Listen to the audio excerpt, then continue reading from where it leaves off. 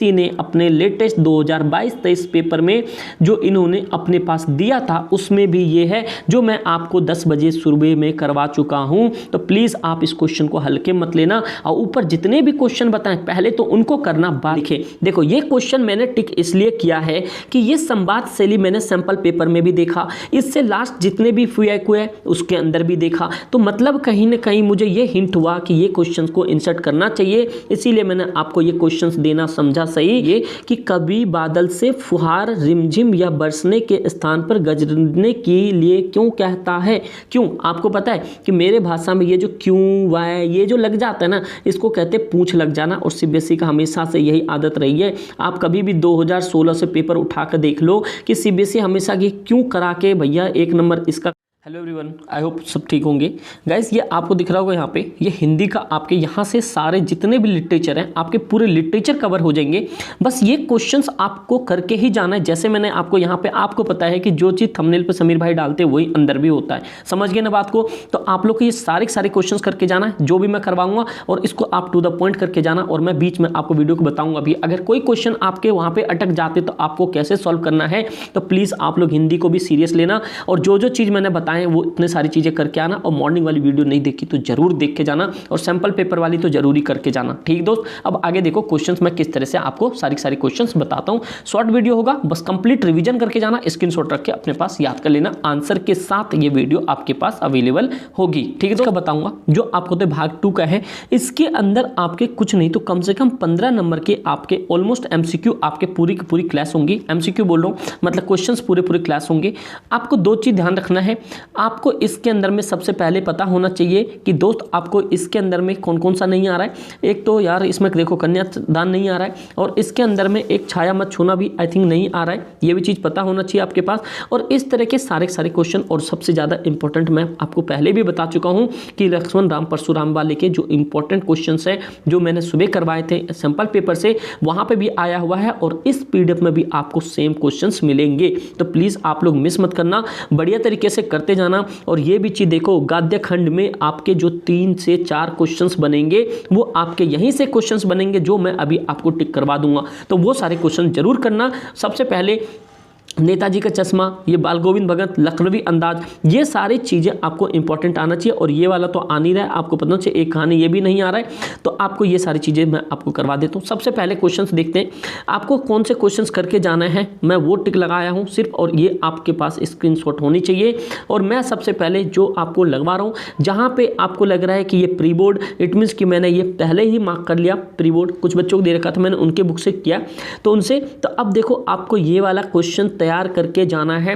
अगर इससे रिलेटेड कोई सा भी आंसर आए तो आपके सामने यहाँ पे आंसर दिख रहा है, आप आंसर कर लो। और ये क्वेश्चन है उद्भव के व्यवहार की तुलना किस किस से की गई है। तो आप लोगों ने चैप्टर नहीं पढ़ी है तो भाई सब चैप्टर भी जरूर पढ़ लेना, और इस तरह के क्वेश्चंस आपके एग्जाम में देखने को मिल सकते हैं। तो एक क्वेश्चन तो आपके पास ये हो गया, और दूसरा क्वेश्चन अब चलो यहाँ से दिखाता हूँ। दूसरा क्वेश्चन आपके पास ये रहा जिसमें कि आपको बहुत अच्छे से NCERT के वर्ड्स को ही इंसर्ट करना है, ठीक दोस्त। अगला देखो ये क्वेश्चन कह रहा उद्भव द्वारा दिए गए योग संदेशों ने गोपियों को विरह अग्नि में घी काम कैसे किया। देखो लास्ट टाइम भी एक्सपेक्टेशन था मिड टर्म में, क्योंकि ये चैप्टर मिड टर्म में भी आया था, बट वहाँ पे ये क्वेश्चन नहीं बना था, इसीलिए ये क्वेश्चन मैं आपको इस बार यहाँ पे रखा है। तो ये क्वेश्चन को आप जरूर करना, और ये सारी स्टोरी आपको पता होना चाहिए। तो आप लोग एक चीज़ कॉमेंट करके बताना किन किन बच्चों ने पूरी की पूरी NCERT हिंदी की रीड की है। अगर नहीं की है तो अभी आप रीड करो, बस सीधी सी बात है। नहीं किए हो प्लीज़ कर लो, क्योंकि आपको एक आंसर याद करने से कुछ नहीं होगा, चैप्टर पढ़ने से होगा। बस ये तो क्वेश्चंस आपको हाईलाइटेड क्वेश्चंस हैं जो मैंने प्रीवियस एनालिसिस किए उसके बिहाफ पे, समझ रहे हो बात को। चलो अगला क्वेश्चंस आपको देखते हैं इसके अंदर में क्या करना है। अगला क्वेश्चन इसमें ये रहा जो कि आपको पता है प्रस्तुत पंक्तियों के आधार पर गोपियों का योग साधना क्या बोले यहाँ पे, गोपियों का योग साधना। तो ये दृष्टिकोण आपको ये वाला टर्म्स पढ़ के जाना, ये गोपियों का योग साधना में भी आपके 2 नंबर में आ जाए। तो ये देखो छोटे छोटे क्वेश्चंस बनेंगे जो आपके गैप बहुत इंसर्ट बनेंगे, बहुत अंदर से पॉइंट होगा। ये चीज़ें आपको मिस नहीं करनी है मेरे बच्चे, ये आपको करके ही जाना है। तो यहाँ से ये आपके इंपॉर्टेंट टर्म्स हो जाते हैं। ये सारे क्वेश्चंस और मत करना, यहाँ पे देखो ये सारे क्वेश्चंस मत करना। उसके बाद और ये रहा चलो उसके बाद नेक्स्ट चैप्टर देखते हैं। नेक्स्ट चैप्टर आपको मतलब कि परशुराम वाले में सबसे पहले आपको ये वाला परशुराम जो दूसरा है राम लक्ष्मण वाले में से आपको ये क्वेश्चंस करके जाना है। क्वेश्चन कहता है कि परशुराम के क्रोध करने पर राम और लक्ष्मण की जो प्रतिक्रियाएं हुई उनके आधार दोनों के स्वभाव की विशेषताओं अपने शब्दों में लिखें। तो आप अपने शब्द में कब लिख पाओगे? जब एनसीईआरटी पढ़ोगे। तो भैया कब पढ़ोगे ये बताओ, आप लोग पढ़े हो या नहीं पढ़े हो ये बताओ। अगर आप लोग सच में चाहते हो ना भाई साहब कि 100% एक्यूरेसी के साथ लिखना, तो आपको एनसीईआरटी को पूरे अच्छे तरीके से निचोड़ के पीना ही होगा। मैंने समझ रहे हो क्या बोल रहा हूँ मैं? ये मत सोचो कि आपके सामने फेस कैम पे नहीं दिख रहा हूँ तो मतलब कुछ नहीं कह रहे। समझो मेरी बात को मेरे बच्चे, आपको पूरी कंप्लीट करना है और 100% एक्यूरेसी रखना है और इस बार डंका बजाना है, ध्यान रखना। तो आप लोग कमेंट करके बताओ किन किन बच्चों ने पूरी एनसीईआरटी पढ़ी है और ईमानदारी से बताना, ठीक है। तो एक ये क्वेश्चंस रीड करके चलो, read in the sense prepare करके चलो। इसका आंसर आप लोग के सामने है, तो आप लोग इसका स्क्रीनशॉट ले लेना, ठीक है, जिससे कि आपको ज़्यादा जल्दी हो, आप अच्छे से कर पाओ, ठीक है बच्चे। अगला नेक्स्ट क्वेश्चन, शॉर्ट वीडियो रखूंगा, बहुत जल्दी खींच लो, बहुत जल्दी आपको स्पीड करके दूंगा ये। बस आपको किसी भी कंडीशन में एनी हाउ कल वाले पेपर में डंका बजा के आना है। और मैं ये नहीं सुनना चाहता किसी भी बच्चे से कि भाई मेरा बेकार पेपर गया। सबों को एकदम खतरनाक पेपर जाना चाहिए, पेपरों में डंका बजना चाहिए। अरे सीबीएसई वाला हिल जाना चाहिए भाई साहब, समझ रहे हो मेरी बात। चलो अगला देखते हैं क्वेश्चन नंबर ये, लक्ष्मण और परशुराम के संवाद का जो अंश आपको सबसे अच्छा लगे उसे अपने संवाद शैली में लिखें। देखो ये क्वेश्चन मैंने टिक इसलिए किया है कि ये संवाद शैली मैंने सैंपल पेपर में भी देखा, इससे लास्ट जितने भी FAQ है उसके अंदर भी देखा। तो मतलब कहीं ना कहीं मुझे ये हिंट हुआ कि ये क्वेश्चंस को इंसर्ट करना चाहिए, इसीलिए मैंने आपको ये क्वेश्चंस देना समझा सही। तो आप लोग इसे प्रिपेयर कर लो, पेपर में आए फिर भी बेस्ट ना आए तो अगला क्वेश्चन इससे रिलेटेड आएगा, उसे बना के लिखते जाना बच्चे। अगली कहानी यहाँ से आपको इसमें से कुछ नहीं करना है। अगला चैप्टर है जो आपको यहाँ पे आत्मकथा से है। आत्मकथा से बच्चे ये चीज़ ध्यान रखना, कभी आत्मकथा लिखने से क्यों बचना चाहता है, और इस तरह के क्वेश्चंस बहुत बार पूछे भी गए हैं। जो मैंने आपको जो बेसिक तरफ से दिया जाता है मैंने आपको वो भी चीज़ दिखा दिया है। तो प्लीज़ आप लोग उसको अच्छे तरीके से करो, क्योंकि अगर आपको अभी हिंदी के 3 से 4 वीडियोस अपलोड हुई हैं वो सारे कर लो। और तो अपने आत्मकथा से बचने के लिए इनके पूरी स्टोरी जरूर पढ़ लेना। कवि आत्मकथा इसलिए बचना चाहता है क्योंकि कवि मानना है कि खराब कह रहा है यहाँ पे, खराब एवं संदेह ढंग से अपना मजाक उड़ाना ही आत्मकथा है। अब भाई देखो आप पढ़ लेना कैसा अपना मजाक उड़ा रही हैं, ठीक है। अगली बात देखो यहाँ पे ज़्यादा क्वेश्चन उसमें था नहीं। और ये देखो क्वेश्चन, आपको ये क्वेश्चन पता होना चाहिए कि कभी बादल से फुहार रिमझिम या बरसने के स्थान पर गरजने के लिए क्यों कहता है? क्यों आपको पता है कि मेरे भाषा में ये जो क्यों वाय ये जो लग जाता है ना, इसको कहते हैं पूंछ लग जाना। और सीबीएसई का हमेशा से यही आदत रही है। आप कभी भी 2016 से पेपर उठा कर देख लो कि सीबीएसई हमेशा की क्यों करा के भैया 1 नंबर इसका कटवा लेता है कैसे भी करके। तो किसी भी इंग्लिश हो हिंदी हो एसएसटी में तो खास करके आप लोग को मैं एसएसटी में बहुत कुछ बताने वाला हूं जो आपको कंसीडर करके जाना है। पहले आप ये वाला दो, ठीक है, फिर उसके लिए हम लोग सोचते हैं क्या करते हैं क्या नहीं करते, ठीक है। बस एक दिन कभी लाइव आ जाओ ना, तो बस लाइव आने का टाइम ही नहीं हो पाता। रात को मैं 11 बजे फ्री होता हूँ। फिर देखते कम्युनिटी पोस्ट में आप लोग को पोल डालूंगा। अगर रात को 11 बजे के बाद अगर आप लोग लाइव अब मतलब कि अवेलेबल हो सकते हो तो किसी दिन हम प्लान करते हैं। फिर बहुत सारी चीज़ें डिस्कशन क्लियर करनी है, क्योंकि एसएसटी हमारे लिए बहुत तगड़ा काम करेगा परसेंटेज बनाने के लिए। तो चलो देखते पहले इसको निपटाते हैं। सबसे पहले देखते हैं कि आपको ये वाला क्वेश्चन करके जाना है। और इवन ये क्वेश्चन आपको देखना ही नहीं है, आपको पूरे अच्छे से याद करके जाना है, क्योंकि ये सीबीएसई के सैंपल पेपर में भी आया था। तो आप ये देख लो वही क्वेश्चन है जो आपके सैंपल पेपर में भी है। तो वो क्वेश्चन तो मैं कर ही रहा हूं, यहाँ पे देखो प्री बोर्ड लिखा हुआ है। तो मेरे बच्चे आगे आपको चैप्टर पे पूरी अच्छी फोकस करनी है, और जैसे जैसे बता रहा हूं आप करते जाओ, ठीक है भाई, समझ रहे हो बात को।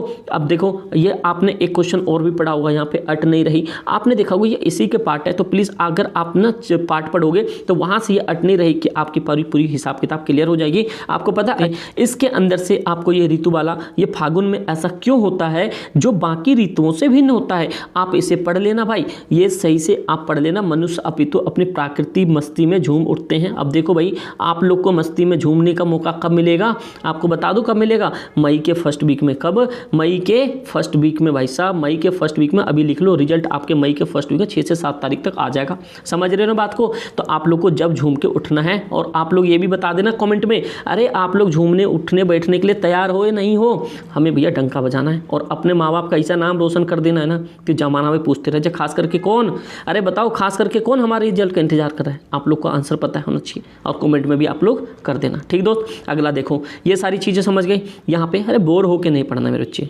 बिल्कुल खुशहाल से पढ़ो, बढ़िया से पढ़ो, टेंशन फ्री होकर पढ़ो। पेपर में तो गर्दा उड़ेगा ही उड़ेगा, बस वही है, आपको डंका बजाना है तो बढ़िया तरीके से। अब देखो जो जो क्वेश्चन बोल रहा हूँ, आपको चैप्टर कंप्लीट करके जाना, ये बात ध्यान रखना। ये मत सोचना चैप्टर कंप्लीट नहीं करना। अगर नहीं पढ़े हो 1-2 घंटा लगा दो, धैर्य पर पढ़ना शुरू कर दो, खत्म करो इसे पढ़ के। लेकिन एक चीज़ याद रखना, जो मैं बता रहा हूँ आपको, ये क्वेश्चंस जो मैं आपको, ये मैं अपने कैपेबिलिटी पे, अपने जो मुझे एक्सपेक्टेड होता है वो चीज़ें बताता हूँ, और वो चीज़ें क्लास होती है मेरे बच्चे। 10 साल कम एक्सपीरियंस थोड़ी ना होता यार, कितनी जॉबें तो निकाल के रख दी, ठीक है ना। तो ये सारी चीज़ें हैं, क्योंकि उन सब दरमियान में बहुत सारी चीज़ें सीखने को मिली है। तो प्लीज़ आप लोग उन सब चीज़ों का आप बेनिफिट लो। मैं आपको ये सारी चीज़ें प्रोवाइड करने के लिए तैयार हूँ, और आप भी एक बार डंका बजा दो अपने लाइफ के अंदर में। स्टेटस बदलना है मेरे भाई, स्टेटस व्हाट्सअप के नहीं, आपके लाइफ के स्टेटस दिखने चाहिए। बोलो यस या नो, ठीक है भाई। अगला देखो, तीसरा क्वेश्चन आपको करना है, कवि ने अपने बच्चों की मुस्कान के सौंदर्य को किन किन बिंबों के माध्यम से व्यक्त किया। तो अगर आपको चैप्टर पता होगा तो आप ये सारे क्वेश्चंस करने के लिए तैयार रहोगे, ठीक बच्चे। तो ये सारे क्वेश्चंस थे, बहुत हलवे हलवे से क्वेश्चन हैं। अगर आप एक बार कंप्लीट चैप्टर पढ़ लोगे तो आपको कोई भी क्वेश्चन रटने की जरूरत नहीं पड़ेगी। तो आप लोग कमेंट करके जरूर बताना आपने एनसीईआरटी रीड किया या नहीं किया, ठीक बच्चे। अगला देखो, और यहाँ से आपके इंपॉर्टेंट टर्म्स पता होना चाहिए। ये कि मुस्कान और क्रोध भिन्न भाव है, मतलब विभिन्न डिफरेंट भाव है। इसकी उपस्थितियों से बचने के वातावरण की भिन्नता का चित्रण कीजिए। इट मीन्स कि अगर आप चैप्टर पढ़ लो तो आपको यहाँ से सारे पॉइंट्स समझ आ जाएगा। इस टाइप के क्वेश्चंस देखे नहीं गए, बट आप एक बार करके चलो, कुछ पता नहीं होता। सीबीएसई भाई अनएक्सपेक्टेड है, उनको 22 दिसंबर से प्री बोर्ड लेना था, कब कर दिया 15। और मैं आपको बोल रहा था ना तैयार हो 15 के बाद से, और आपके कुछ भी हो, आपके बीच मिड टर्म ही जो अभी प्री बोर्ड चल रहे इनके बीच में आपके फाइनल डेट शीट भी आ जाएगा। और अभी जो भी डेट शीट आ रहे हैं सीबीएसई को फेक वेबसाइट, पता नहीं कौन इतने बड़े बड़े महान आदमी है, फेक वेबसाइट ही कॉपी कर लिया, वो बताओ वो भी सीबीएसई का। समझ रहे हो ना बात को। तो भैया इन सब चीज़ों से बच के रहना। और आप लोग प्लीज़ टेलीग्राम ज्वाइन कर लो, नहीं किए हो तो इंस्टाग्राम पर फॉलो भी कर लो। कुछ भी पूछना हो, अपनों को ऑथेंटिक नॉलेज पता है, आपको ऑथेंटिक नॉलेज ही प्रोवाइड करेगा। और टेलीग्राम पे ऑफिशियल चैनल है, उसी को आप लिंक डिस्क्रिप्शन मिलेगा, उसी को ज्वाइन करना। बहुत सारे बंदे ऐसे कि बना के चैनल पता नहीं क्या बच्चे को उल्टा सीधा कह रहे कि तुम्हें नोट्स दे दूंगा, पैसे दे दूंगा। भाई कोई नहीं है, जब तक मैं आप लोगों के सामने फेस कैम के साथ आके कुछ भी नहीं बोलता, जब तक आपको विश्वास नहीं माननी है, ठीक बच्चा। अगर मेरा नाम लेके कोई कुछ बोलता है तो। अगला देखो क्वेश्चन नंबर 6 कह रहा है, दंतुरितम मुस्कान से बचने की उम्र का अनुमान लगाएं और तर्क की उत्तर दीजिए। आपको पता होना चाहिए दंतुरित क्या होता है। दंतुरित का मतलब आपको पता होना चाहिए 8 से 10 महीने के बच्चे के दांत से निकलने शुरू हो जाते हैं। कई बार यह भी देखने को मिलता है कि इससे कम उम्र में भी, इससे अधिक उम्र में भी बच्चे के मुंह में दांत निकल आते हैं। तो आप लोगों ने देखा होगा आपके बचपन में, है ना, जो छोटे छोटे बच्चे थे हम सब, तो हमारे भी दांत निकले होंगे, किसी के पहले किसी के बाद में, ठीक है। तो अब ऐसा ना हो दांत निकले हमारे रिजल्ट के बाद दूसरों का, उनके दांत बंद कर देने। अरे बोलो कर दोगे, नहीं कर दोगे तो कमेंट में सभी बच्चों का ऐसा होना चाहिए, जो आज तक कमेंट नहीं किया उनका भी आना चाहिए कमेंट। समझ रहे हो बच्चों। आगे देखो, जो भी क्वेश्चन बता रहा हूँ आपको इसको अच्छे से करके जाना है, और इसके साथ एनसीईआरटी पढ़ के जाना। ये एक्सपेक्टेड है, मैं बता रहा हूँ, कोई मैं पेपर लीक नहीं करता, एक्सपेक्टेड है। जो मेरा एजम्पशन है वो क्लास होता है, वो सही चीज़ है। जो कंसेप्ट सिखाता हूँ वो आप लोग को पसंद आता है, यही तो अपनी खासियत है। और आप लोग की सपोर्ट है तो अपन बहुत आगे हैं, समझ रहे हो। दुनिया से आगे इसलिए है क्योंकि आप लोग सपोर्ट में हो, और मैं आप लोग को कंसेप्ट सिखाने में सक्षम हो जाता हूँ। अब बस आप लोग का एक काम है, ऐसे ऐसे क्वेश्चन को छोड़ना नहीं है, करके चलना है। समझ रहे हो बात को, करके चलना है। देखो क्वेश्चन क्या कर रहा है, फसल को हाथों के स्पर्श की गरिमा और महिमा कहकर कवि क्या व्यक्त करना चाहता है। तो आप लोग इन सब चीज़ों को करके चलो भैया। देखो फसल तो हमें पता है क्या होना चाहिए, फसल को हिंदी में, इंग्लिश में क्या कहते हैं। चलो आप लोग की वोकैब अच्छी है, इंग्लिश का पेपर हो गया, तो फसल को इंग्लिश में क्या कहते हैं, चलो कमेंट कर देना, फसल को इंग्लिश में क्या कहते हैं, फसल को, ठीक है। कोई चीटिंग नहीं करेगा भाई साहब। देखो इतनी बात हो गई। नेक्स्ट इसमें से तो कुछ नहीं लगा। चलो यहाँ पे एक क्वेश्चन और है, यहाँ पे सफलता के चरम शिखर पर पहुँचने के दौरान यदि व्यक्ति लड़खड़ाते हैं तो उन्हें किस तरह संभालते हैं। देखो आप जैसे मान लो कि शिखर पर चढ़ रहे हो, सपोज करो आपका यहाँ पे मिड टर्म में भी अच्छे नंबर आए, प्री बोर्ड में अच्छे नंबर आए, आपके बोर्ड में भी अच्छे नंबर आएंगे, लेकिन इसके लिए लोग बहुत सारे डिमोटिवेट करेंगे आपको कि ये है फर्रे चलाए, ये चलाए, वो चलाए, चीटिंग क्या, किसी की बात नहीं सुननी। आपको अपने आप पे सब भरोसा रखना है, आपको अपने ऑनेस्टी पता होनी चाहिए, हाँ भाई मेरे जो भी नंबर है अपनी मेहनत से, कम है ज़्यादा है अपने मेहनत से, तो टेंशन ना लो। उसी तरह के क्वेश्चन आपके सामने है। सफलता के चरम शिखर पर पहुंचने के दौरान यदि व्यक्ति लड़खड़ाते हैं तो उसे किस तरह संभलते हैं। तो आप लोग को यह आंसर खुद भी पता होना चाहिए, और आप चैप्टर पढ़ लो, चैप्टर से बन के अच्छे तरीके से लिख लो। ये मोटिवेटेड आंसर है यार, बहुत बढ़िया होता है ये सारे आंसर्स। आप एक बार में पढ़ के शिद्दत से पढ़ो ना, अपने एक बार में आंसर लिख दोगे, ठीक है। उसके बाद देखो जो सीबीएसई का फेवरेट चैप्टर रहा हमेशा, ये सीबीएसई का हमेशा फेवरेट क्वेश्चन रहा है जो मैं आपको करवाने वाला हूँ। ये देखो, ये पर सेनानियों के ना होते भी चश्मे वाले के लोग कैप्टन क्यों कहते थे, ये आपको मैंने प्री लिखा तो मतलब प्री बोर्ड, मैंने शॉर्टकट में लिखा था। समझ रहे हो ना बात को। तो ये आपके सामने इस तरह के क्वेश्चंस करके जाना है। अरे करके जाओगे, नहीं जाओगे प्लीज करके जाना मेरे बच्चे, क्योंकि आप लोग का यही जीवन है। और ये 10th का ऐसा प्री बोर्ड दे दो, ऐसा फाइनल दे दो कि जीवन में कभी याद रखे कि किसी ने पेपर दिया था और पड़ोसियों को पता होना चाहिए, इससे पंगा नहीं लेना है। समझ रहे हो। अरे मेरे प्यारे भाई बहन, आप लोग समझ रहे हो तो समझ जाओ अच्छे तरीके से, ठीक है। अब मैं आप लोग के साथ हूँ तो डरने का वैसे भी नहीं आप लोग को। देखो अगला क्वेश्चन है, गांव का सामाजिक सांस्कृतिक परिवेश आषाढ़ चढ़ते ही उल्लास मतलब हैप्पी से क्यों उभर आता है। तो ये भी क्वेश्चन आपको करके जाना है। उल्लास का मीनिंग होता है हैप्पीनेस, मतलब खुशियाँ। समझ रहे हो ना बात को। तो ये सारी चीज़ें होती है। अगला क्वेश्चन देखो यहाँ पे, अगला मैंने ये क्वेश्चन इसलिए रख दिया क्योंकि ये थोड़ा सा जीवन भगत, जो भगत के जीवन में था, जो घटनाएं हुई थी उससे रिलेटेड है। आप लोग करके चलो, मेरे पर टाइम नहीं होता और ना वो चैप्टर भी बहुत खतरनाक तरीके से पढ़ा देता भाई, ठीक है। देखो मोह और प्रेम में अंतर होता है। भगत के जीवन की किस घटना के आधार पर इस कथन का सद सिद्ध करेंगे। मतलब आप लोग एक बार चैप्टर पढ़ लो बाल गोविंद भगत वाले, और ये बहुत ज़्यादा इंपॉर्टेंट है क्योंकि उसके बेटे के पुत्र की जो मृत्यु हो जाती है तथा पुत्रवधू उत्साह बनाने के पूर्ण विवाह करने के लिए कहना चाहता है, तो मतलब वही है मोह प्रेम वाला चीज़ है है वो वाली बात है। समझ रहे हो ना बात को। तो वही चीज़ है, आप लोग अच्छे से करके चलो इन सब क्वेश्चंस को। तो अगला क्वेश्चन है जो आप लोग के सामने है कि लेखक को नाना नवाब साहब और किन भावों को महसूस किया और उनसे बातचीत करने के लिए तकनीक, मतलब कि एक ये क्वेश्चन तो पीछे आपको पता हो ये मिड टर्म में क्वेश्चंस आए थे, तो ये क्वेश्चन पता होना चाहिए। देखते हैं इसमें और कोई क्वेश्चन लगाया, यस नीचे है। देखो इसने ये क्वेश्चन मैंने लगाया यहाँ पे कि नवाब साहब द्वारा खीरा खाने की तैयारी करने का एक चित्र प्रस्तुत किया गया है। आप जानते हो चैप्टर भी ऐसे ही है, मतलब कि आड़े टेढ़े चैप्टर है, आप पढ़ते जाओ, ऐसा फन से चैप्टर है, तो आप लोग को इस तरह के क्वेश्चन आप लोग ऑटोमेटिक बना लोगे जब एनसीईआरटी पढ़ लोगे, ठीक है बच्चे। तो आप लोग प्लीज़ इन सब क्वेश्चन को करके चलना। अब कुछ ही क्वेश्चन बचे हैं वो सारे कर लो, उसके बाद आराम से आप बैठो और चुपचाप से पूरी रात पढ़ाई कर लो। अगर आप लोग चाहते हो कि भाई हाँ, अगर आप लोग 11 बजे PM मतलब 11, क्योंकि मैं 10 तक क्लास फ्री होती मेरी, तो 11 बजे अगर आप लोग अवेलेबल हो गए तो लाइव में, तो आप लोग बता देना, कम्युनिटी पोस्ट में कम्युनिटी डाल दूंगा, यस नो आप लोग बता देना, उसी अकॉर्डिंग कुछ बातें करके आप लोग चलेंगे एग्जाम करने, ठीक भाई। अगला यहाँ पे आपको हाँ ये क्वेश्चन करना है। अगला देखो, आत्मकथा में लेखिका के पिता रसोई, ये भटिया खाना का मीनिंग आपको पता है क्या होता है। भटिया खाना क्या होता है बताओ, रसोई को क्या के पुकारते पता होना चाहिए। तो एक क्वेश्चन ये भी करके चलना, आगे तो ठीक है, नहीं तो कोई दिक्कत नहीं है, बोर्ड में तो है ही ना, समझ रहे हो। और ये देखो CBSE का जो सबसे फेवरेट क्वेश्चन है, और CBSE हमेशा इस क्वेश्चन पर जान लुटाती है। इट मीन्स कि ये नहीं कि यही क्वेश्चन है, इससे रिलेटेड सारे क्वेश्चन आपको पता होना चाहिए। ये कहता है शहनाई की दुनिया में डुमराव को क्यों याद किया जाता है। डुमराव को क्यों याद किया जाता है, अरे पढ़ रखे हो नहीं पढ़ रखे हो, डुमराव को क्यों याद किया जाता है आप लोग को पता होना चाहिए। अगला क्वेश्चन है बिस्मिल्लाह खां के शहनाई की मंगल ध्वनि का नायक क्यों कहा गया। और ये क्वेश्चन आपको पता होना चाहिए, जो CBSE ने अपने लेटेस्ट 2022-23 पेपर में जो इन्होंने अपने पास दिया था उसमें भी ये है, जो मैं आपको 10 बजे सुबह में करवा चुका हूं। तो प्लीज आप इस क्वेश्चन को हल्के मत लेना, और ऊपर जितने भी क्वेश्चन बताएं पहले तो उनको करना, बाद में कुछ और करना,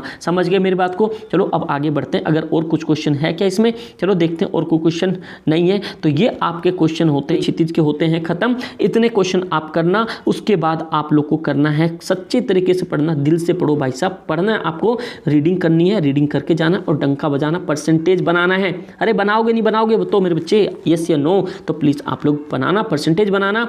इसमें कृतिका वाले में माता का आंचल में पहले भी आपको बता चुका हूं, माता के आंचल वाले को एक एक करके जाना भाई साहब, एक एक करके, क्योंकि यहां से 4 नंबर के क्वेश्चन जरूर बनेंगे। पंचमनाक आ नहीं रहा है, ये आ नहीं रहा है, ये एटैया ये नहीं आ रहा है, सना हाथ जोड़ी आ रहा है। मैं क्यों लिखता हूं आप लोग को भैया, मेरे हिसाब से आप इस पर फोकस करके चलना, इससे ज़्यादा क्वेश्चन कम है, बस थोड़ा सा देख लो, 2 मिनट लगेगा आपको, इसमें ज़्यादा टाइम नहीं लगेगा। आपका ध्यान सुनना यहाँ पे, और आपको पता होना चाहिए ये मैं मिड टर्म में भी मार्क करा था, और ये मिड टर्म में आपके वाले क्वेश्चन आए थे, इससे एक ही क्वेश्चन इस बार भी देख लेना। आपके विचार से भोलानाथ अपने साथियों को देखकर सिखाना क्यों भूल जाता है, तो ये भी देख लेना यहाँ पे, ठीक है। और कुछ क्वेश्चंस इसमें मैंने नीचे मार्क किए हैं, आप ध्यान सुनो।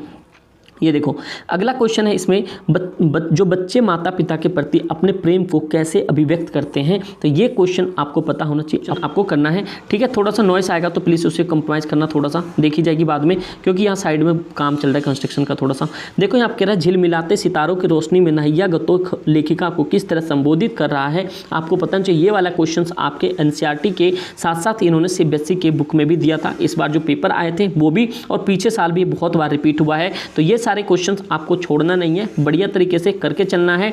और एक क्वेश्चन ये भी करके चलना कि यहाँ पे जो था, यहाँ पे लॉन्ग स्टॉक में घूमते हुए चक्र को देखते हुए लेखिका को पूरे भारत की आत्मा की क्यों लगी। तो आपको इस तरह के क्वेश्चंस करने हैं। प्लीज़ ये सारे चैप्टर पढ़ के जाना। आप लोग कमेंट करके जरूर बताना दोस्त, अच्छा लगे तो लाइक जरूर करना। यही बस आप लोग से रिक्वेस्ट है, आगे तो आप लोग के ऊपर है। ठीक है भाई, कोई दिक्कत नहीं है। आप लोग बात ध्यान सुनो, मैं जो जो चैप्टर बता रहा हूँ, चैप्टर तो बता ही दिया आपको, जो जो क्वेश्चन मुझे लग रहा है आना चाहिए, आ सकता है, तो वो मैं आपको बता रहा हूँ। आगे राम जाने क्या होगा, बट ये है कि आपको अपने एंड से पूरी प्रिपरेशन करके जानी है। अगला ये भी देखो, ये प्री बोर्ड के लिए मैंने रखा है, आज की पीढ़ी द्वारा प्राकृतिक के साथ साथ किस खिलवाड़ किया जा रहा है। ये आपके जो मिड टर्म थे, मिड टर्म में भी क्वेश्चंस आए थे, तो ये देखो मिड टर्म में भी आए थे, तो ये इस बार भी मे भी रिपीट हो सकते हैं। तो प्लीज़ आप इस तरह के क्वेश्चंस करके चलो। अगर नहीं भी आते हैं तो क्या हुआ, आप वहाँ पे बना के तो लिख सकते हो ना। तो ये सारे क्वेश्चंस है, बहुत छोटे 2 चैप्टर तो हैं, अभी निपटा देता हूँ। देखो भाई, ये सारी चीज़ें हो गई, इतना क्वेश्चन करना। उसके बाद देखते हैं इसमें कौन सा इंपॉर्टेंट है। ये देखो भाई, यहाँ पे है, लेखक ने अपने आप को हिरोशिमा के विस्फोट का भोक्ता कब और किस तरह महसूस किया। आपको पता होना चाहिए, हिस्ट्री में आपने हिरोशिमा पढ़ा होगा, क्योंकि अमेरिका ने हिरोशिमा नागासाकी पे 2 बम गिराया था। क्या किसी को हिस्ट्री में पता है क्या कि किस दिन हिरोशिमा पे बम गिरा था? चलो मैं ऑप्शन दे देता हूँ, 1945, 1946, चलो 1996, 1946, बताओ किसी तरह से। एक था 6 अगस्त, यहाँ पे 6 अगस्त, एक था 9 अगस्त, एक का नाम था लिटिल बॉय, एक का नाम था फैट मैन। चलो आप लोगों को कभी हिस्ट्री कराऊंगा तो आपको वहाँ पे ये सारी चीज़ें एक्सप्लेन करूँगा, समझ रहे हो बात को। उसके बाद है ये चैप्टर मैं क्यों लिखता हूँ के आधार पर बताएं। आप एक बार चैप्टर पढ़ लेना, क्योंकि ये सारे चैप्टर से बहुत सारे क्वेश्चन आए हुए हैं। आप देखो इसमें से कम थे आपके, वही फुटप्रिंट फ्लाइट वाला बात हो जाता है यहाँ पे। तो प्लीज़ आप लोग इतने क्वेश्चन कर लिए हो तो आप लोग प्लीज़ अब आंसर करना शुरू कर दो। आप लोग से ये रिक्वेस्ट है, और ध्यान रखना, अगर आप लोगों ने अभी सब्सक्राइब नहीं किया प्लीज़ कर लो यार। इतनी मेहनत आप लोग के इसलिए कर रहे हैं, रात रात जाग के, क्योंकि आप अपना भविष्य बना सको। और मैं कभी भी आपके भविष्य बने तो उसमें बस थोड़ा सा मेरा कंट्रीब्यूशन होना चाहिए। कभी आपके जुबान पाना चाहिए, कभी समीर भाई ने हमें कुछ इंपॉर्टेंट गाइड किया था, इंपॉर्टेंट क्लासेस दी थी, हमेशा सपोर्ट में खड़ा रहा था। ठीक दोस्त, क्योंकि ये चीज़ मैंने अपने जीवन में फील किया, जब भी मैं आप लोग के साथ यहाँ पे खड़ा हूँ। रात लगे दिन, पूरी रात भी पढ़ा सकते हैं, ऐसी कोई दिक्कत वाली बात नहीं बच्चे। ठीक दोस्त, तो चलो आप लोग बढ़िया करना, ऑल द बेस्ट आप सभी को। आज मजाक आना पेपर में, उसके बाद आप लोग कमेंट पोस्ट में जरूर बताना, जैसा भी होगा फिर हम आगे की स्ट्रेटजी देखेंगे दोस्त। Thank you so much।